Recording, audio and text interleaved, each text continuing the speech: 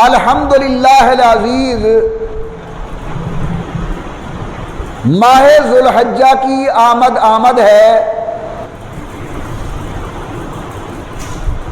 صاحب حیثیت لوگ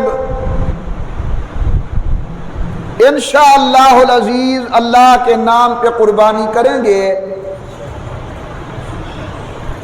اللہ سے دعا ہے اللہ تعالیٰ تمام کی قربانیوں کو اپنی بارگاہ کے اندر منظور و مقبول فرمائے۔ مگر اللہ میاں نے قربانی کے سلسلے میں ایک بڑا واضح اصول ارشاد فرمایا ہے کہ لن ینال اللہ لحومها ولا دماؤها۔ اللہ تبارک و تعالی کو تمہارا گوشت نہیں پہنچتا، ان جانوروں کا خون نہیں پہنچتا، وَلَٰكِن يَنَالُهُ التَّقْوَىٰ مِنْكُمْ۔ اللہ میاں تو دیکھنا چاہتے ہیں کہ قربانی کرنے والے کے دل کے اندر تقویٰ کتنا ہے، یعنی اللہ کے ہاں اخلاص کی قدر ہے۔ ظاہر کے اندر مختصر جانور ہے،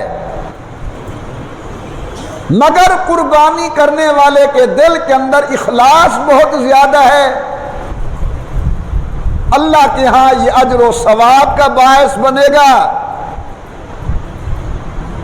اور اگر نظر آنے کے اندر کئی لاکھ کا جانور ہے مگر دل کے اندر ریا ہے، دکھاوا ہے، لوگ کہیں جناب اتنا بڑا قیمتی جانور اس نے خیرات کیا، تو اللہ رب العزت کے نزدیک یہ بیکار ہے، اس کا کوئی اجر و ثواب نہیں ملے گا۔ معلوم ہوا کہ جتنا اخلاص بڑھتا جاتا ہے، دل کے اندر اللہ کا ڈر اور نور تقویٰ بڑھتا جاتا ہے، اتنی عمل کے اندر قبولیت بڑھتی جاتی ہے اور اعمال کا وزن بڑھتا جاتا ہے۔ آپ نے علماء کرام سے متعدد بار سنا ہوگا کہ سید الکونین امام الانبیاء سرکار دو عالم نے فرمایا صلی اللہ علیہ وسلم، اگر میرا کوئی صحابی ایک مد جو اللہ کے نام پہ خیرات کرے، جو ان علاقوں کے اندر ایک کم وزن چیز ہے، جس طرح ہم کہتے ہیں ایک پائیا، 100 گرام، کلو، وہاں وزن ہوتا تھا سا مد۔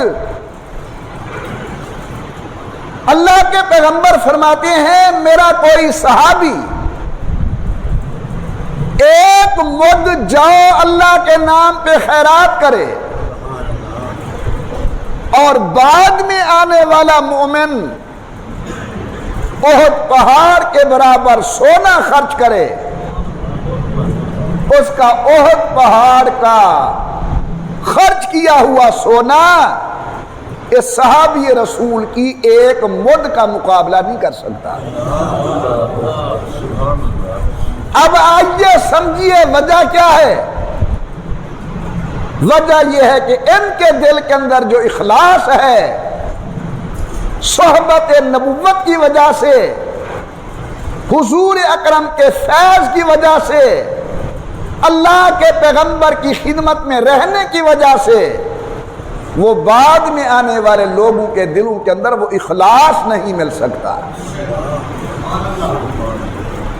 تو واجب الاحترام بزرگوں، اللہ تبارک و تعالیٰ کی نظر ہماری دل کی کیفیت پر ہے۔ اگر دل میں اخلاص ہے تمہاری 2 رکعت نماز نفل اللہ کے ہاں قبول، اور اگر نعوذ باللہ میں ساری رات عبادت کروں اور دل کے اندر یہ ہو کہ لوگ کہیں جناب بڑا عبادت گزار آدمی ہے، بڑا نیکوکار آدمی ہے، لوگوں کے دکھاوے کے لیے، تو میری ساری رات کی عبادت ضائع اور بیکار جائے۔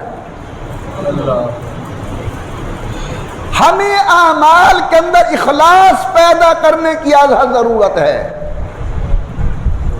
امام بخاری رحمت اللہ علیہ نے اپنی صحیح بخاری شروع کی، جسے امت کے بڑے لوگ اصح الکتب بعد کتاب اللہ کا نام دیتے ہیں۔